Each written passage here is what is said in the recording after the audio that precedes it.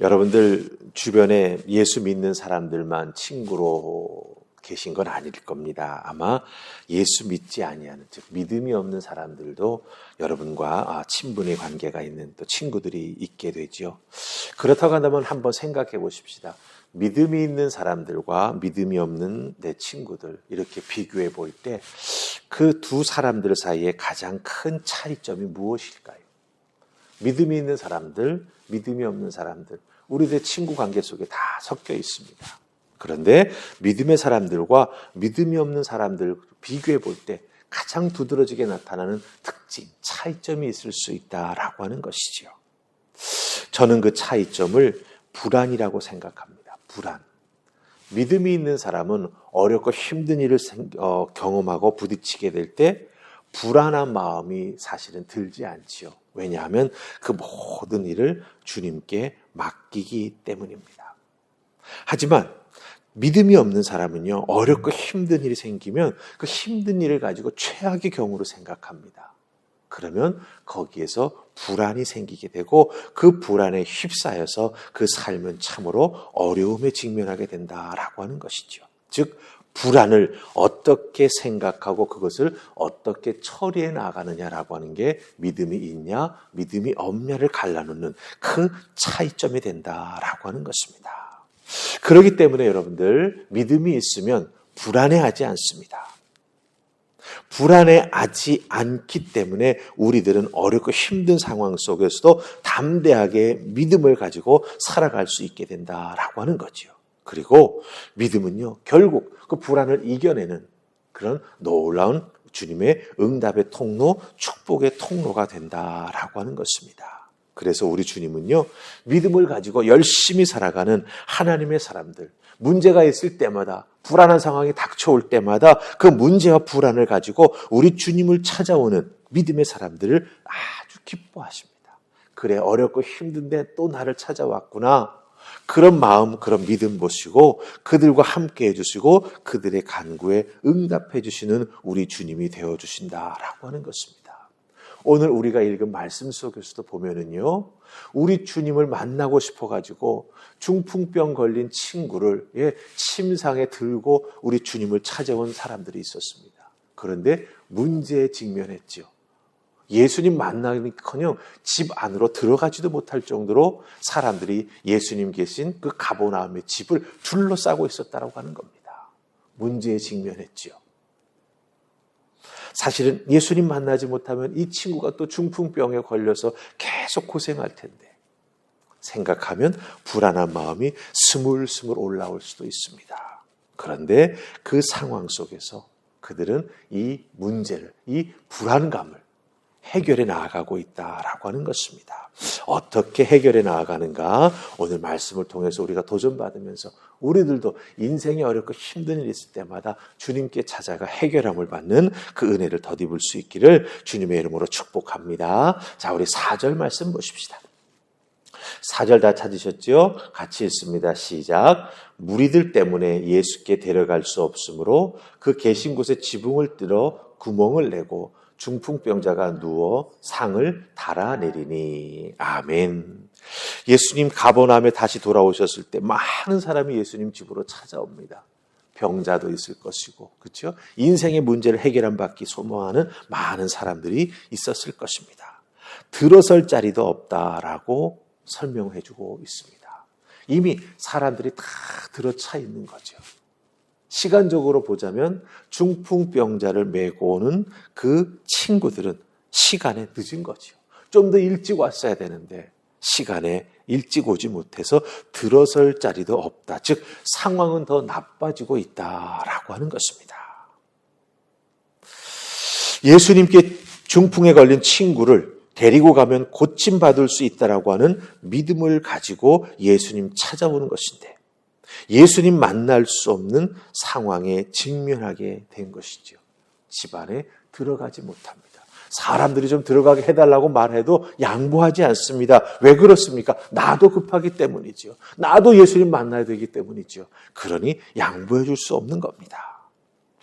하지만 이 4명의 친구들은요, 이 눈앞의 장애물을, 이 눈앞에 있는 어려운 상황을 극복해 나아갑니다. 어떻게 극복해 나아갑니까? 믿음으로 방법과 그 수단을 찾은 거죠.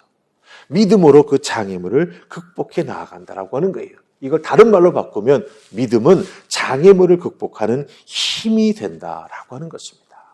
이 4명의 친구들은 사람들이 많다고, 사람들이 양보해 주지 않는다고 그 중풍병 걸린 친구를 예수님께 보여드리는 것을 포기하지 않았습니다.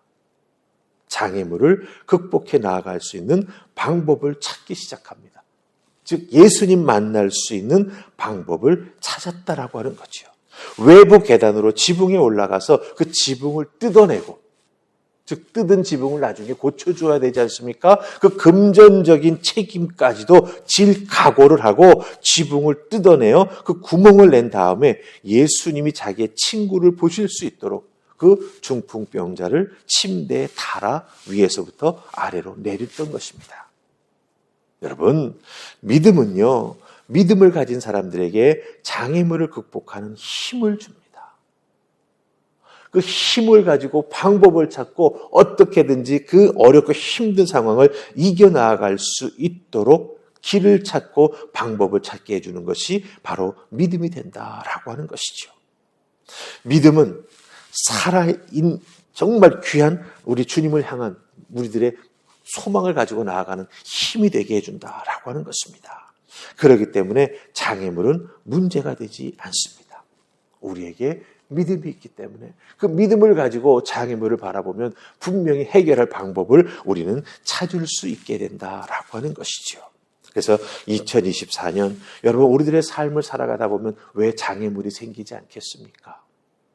세상의 어둠의 세력들이 믿음 가지고 승승장구해 나아가는 우리들의 인생에 태클을 걸어옵니다. 우리를 걸어 넘어뜨리려고 공격해 오기도 합니다. 그럴 때마다 어떻게 되겠습니까? 그런 공격을 받을 때 장애물을 우리를 경험하게 될 때마다 우리는 믿음을 가지고 그것을 극복해 나아가고 이길 방법을 찾아 나아가는 하나님의 사람이 될 때 우리는 반드시 승리한다. 우리는 반드시 장애물을 넘어 나아갈 수 있다라고 하는 분명한 믿음 가지시고 하나님 앞에 기도하며 나아가는 여러분 되시기를 주님의 이름으로 축복합니다. 아멘. 자, 믿음을 가지고 친구들은 방법을 찾았습니다. 여러분들 5절 보시기 바랍니다. 5절 우리 같이 읽습니다. 시작. 예수께서 그들의 믿음을 보시고 중풍병자에게 이르시되 작은 자야 내 죄 사함을 받았느니라 하시니. 아멘. 예. 예수님께서 그들의 믿음을 보셨다라고 말씀하십니다.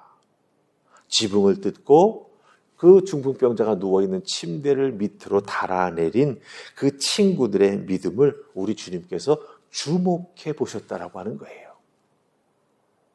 그 믿음이 귀하기에, 그렇죠? 그 친구들이 가지고 있는 믿음이 참으로 귀하기에 그들의 믿음을 우리 주님께서 인정해 주시고 중풍병자를 치유해 주셨습니다. 여러분, 여기서 잘 오늘 말씀이 4절과 5절에 이어지는 모습을 잘 보셔야 합니다. 장애물을 만났을 때 그 장애물을 극복해 나아가려고 하는 귀한 믿음을 우리 주님께서 보신 것이죠. 그리고 그 믿음을 우리 주님께서 어떻게 주십니까? 인정해 주십니다.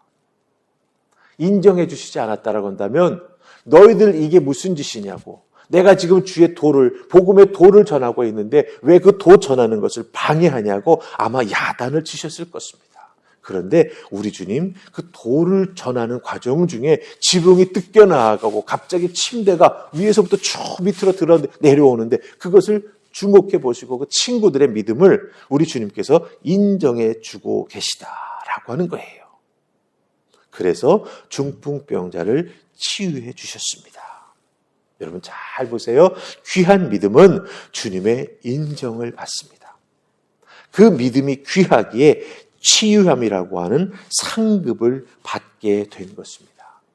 히브리서 11장 6절은 우리에게 분명히 말합니다. 믿음이 없이는 하나님을 기쁘시게 못하나니 하나님께 나아가는 자는 반드시 그가 계신 것과 또한 그가 자기를 찾는 자들에게 상 주시는 이심을 믿어야 할지니라. 이렇게 말씀합니다.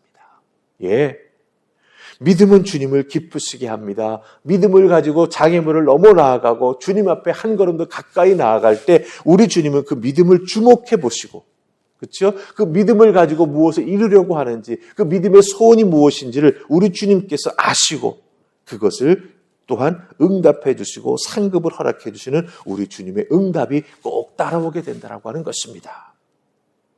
그렇기 때문에 어렵고 힘든 일 경험할 때, 장애물로 인해서 그 장애물을 극복해 나아가기가 쉽지 않을 때 우리는 믿음을 가지고 포기하지 아니하고, 방법을 찾고 두드리고 주님께 기도로 주님의 도우심과 지혜를 구하며 나아갈 때 반드시 우리는 어려움을 이겨낼 수 있습니다.